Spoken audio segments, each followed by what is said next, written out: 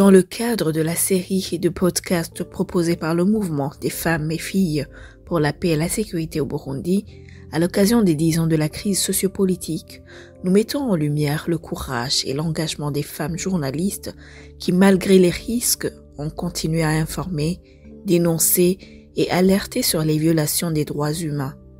Aujourd'hui, nous vous présentons Madame Judith Basutama, une femme journaliste engagée dont le parcours inspire résilience et détermination.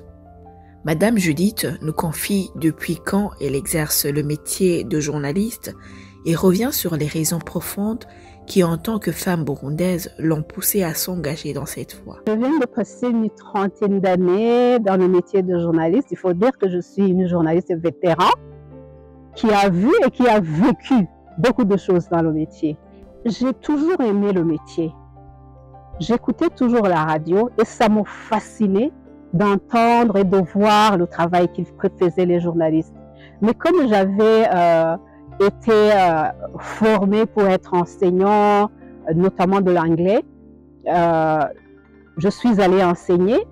Mais au cours du parcours, je me suis dit, mais j'aime le métier, il faut que je le fasse. Et on a lancé un appel d'offres à la radio-télévision nationale et je me suis présentée. J'ai trouvé le test et j'ai commencé comme ça, sur le tas. Mais par après, quand même, j'ai bénéficié de beaucoup de formations, soit au Burundi, soit à l'extérieur. Et j'ai fait mon bonhomme de chemin, d'abord à la RTNB comme présentatrice du journal en anglais, présentatrice en kirundi aussi parfois. Mais par après, mais en même temps, lorsque j'ai pris de l'expérience à la radio, j'ai aussi travaillé comme correspondante de la radio française, la RFI, au service anglais, mais aussi pour une agence de presse de l'OCHA qui s'appelait IRIM, qui était basée à Nairobi, et beaucoup d'autres choses. Puis en 2014, alors je me suis dit, j'en ai assez de la RTNB, je suis passée à une ONG hollandaise qui a apporté un soutien financier et technique aux médias indépendants au Burundi. Et on m'a chargé d'être leur coach, ce que j'ai fait. Mais en même temps aussi, j'étais correspondante de la BBC, service anglais, jusqu'en 2018 où j'ai fui le pays. Elle évoque également les circonstances qui l'ont contrainte à quitter le Burundi, ainsi que le moment précis où elle a pris conscience que sa profession pouvait mettre sa vie en danger. Le travail d'un journaliste, et surtout pour un journaliste d'un médium indépendant, il y a toujours un danger qui est latent, qui est là, parce que tu peux faire un reportage et une autorité peut dire tu as mal fait ce travail, et ça constitue un danger. Mais en 2015, quand même, il y avait le danger partout, parce qu'on devait aller dans la rue, suivre les manifestations, et la police tirait à balles réelles, tu le sais, mais lançait aussi des grenades lacrymogènes.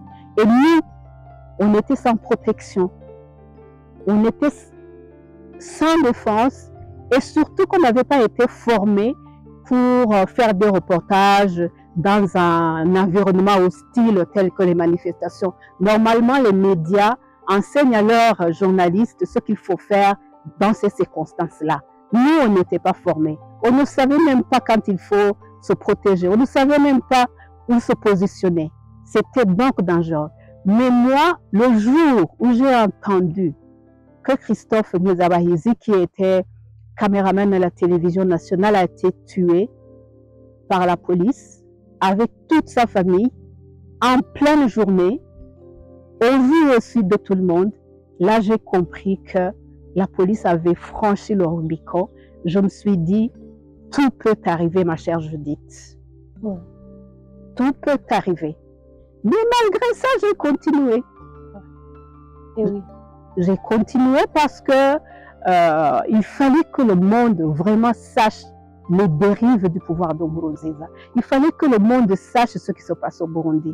Vous savez que avec la destruction des médias indépendants et l'exil des journalistes, il y avait vraiment un vide immense qu'il fallait combler. Et je me disais, il faut continuer pour que le monde sache, pour que la police ne tue pas dans le silence total. C'est vrai qu'en faisant des reportages pour la BBC, j'étais dans une mauvaise posture parce que vous savez que beaucoup de radios, les radios indépendantes avaient été brûlées et beaucoup de journalistes étaient en exil. On avait en fait comblé ce vide-là et le pouvoir le sentait. J'étais donc en mauvaise posture, mais ce qui a déclenché le processus menant à mon exil était un reportage sur le titre que le CNDD-FDD a accordé au président Nkurunziza. C'était un titre un peu controversé. J'ai fait mon reportage en lundi, je me souviens, mais dès la diffusion du reportage, je me souviens, c'était à 14h. Ce même jour, j'ai reçu des appels venant de la présidence, du CNC, du parti au pouvoir. Tous me disaient pourquoi tu as fait ce reportage, pourquoi tu as dit ça, pourquoi. Moi, je ne comprenais pas. C'était un reportage vraiment normal sur un titre accordé au chef de l'État et je me disais, c'est un sujet de reportage normal. J'ai été convoquée au CNC, j'ai expliqué, mais on m'a accusé d'outrage au chef de l'État, d'incitation à la haine ethnique et à la désobéissance civile, des chefs d'accusation dont je ne comprenais vraiment pas, jusqu'à ce que je sois convoquée au parquet. Là aussi, j'ai été interrogée. On m'a accusé d'outrage au chef de l'État et d'incitation à la désobéissance civile. Mais jusque-là, je me disais, ça allait, puisqu'on m'a amené au tribunal, au parquet, ça va aller. Mais par après, j'ai subi des persécutions de la part du service national de renseignement qui me suivait chaque fois. Et je me souviens qu'un ami qui était à Nairobi m'a appelé, m'a dit, Judith, est-ce que la voiture qui te suit du matin au soir, tu la vois au moins? J'ai dit non, je ne la vois pas. Mais j'ai commencé à faire attention et j'ai remarqué justement que j'étais suivie. C'est là où j'ai décidé de fuir. C'était au mois de mai 2018. Judith partage ensuite les défis auxquels les femmes journalistes sont confrontées dans l'exercice de leur métier et s'interroge sur l'évolution de ces difficultés depuis la crise politique de 2015. Non, évidemment, ça ne peut pas être la même chose parce qu'en 2015, c'était le chaos total. Mais même avant 2015, même avant l'arrivée du CNDD-FDD, les femmes rencontraient toujours des défis dans leur rédaction. Parce que, si je te donne un exemple, on pouvait t'empêcher d'aller accompagner ou faire un reportage d'une mission d'un chef de l'État à l'étranger.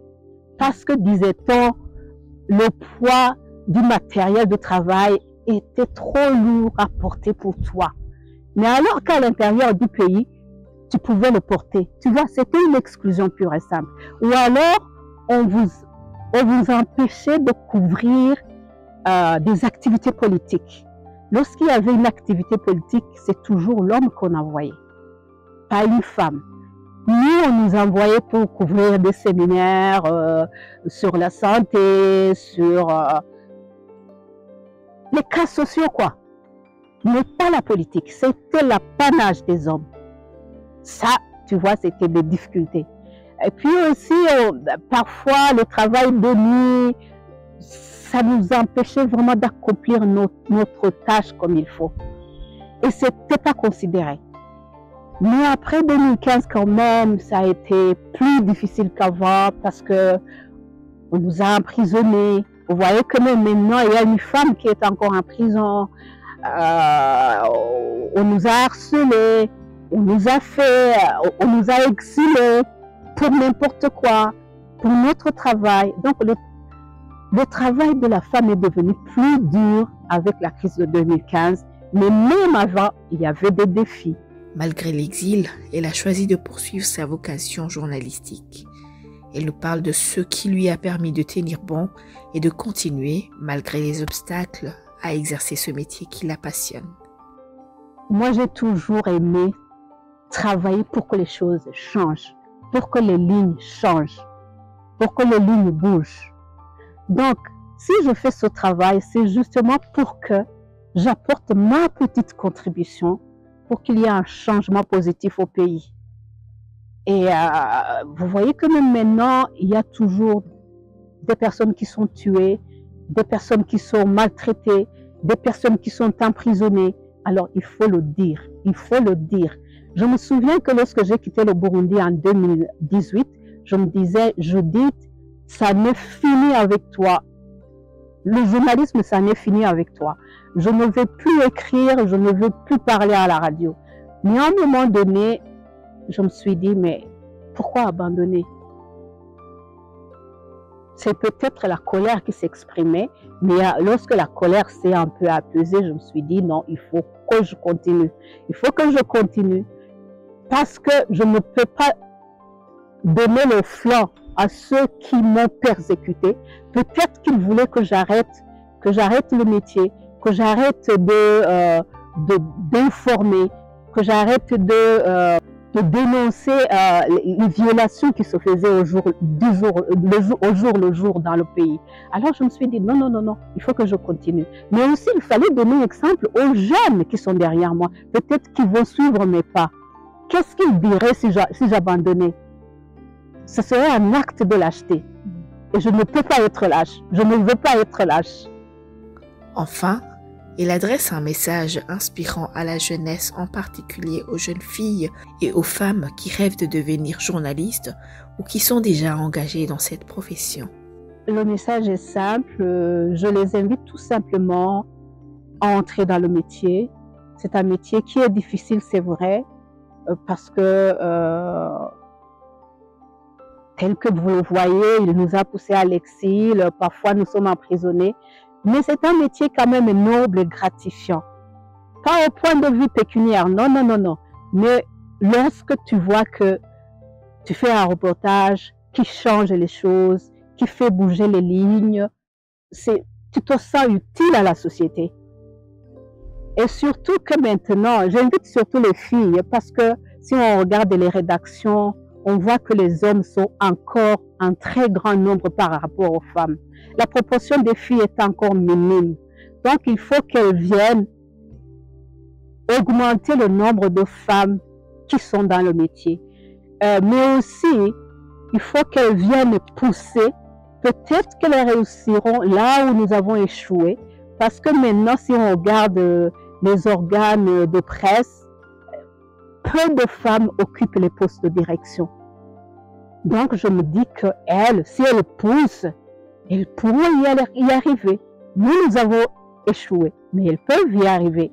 Et puis aussi, les questions spécifiques aux femmes, il faut qu'elles soient mises sur l'agenda des médias.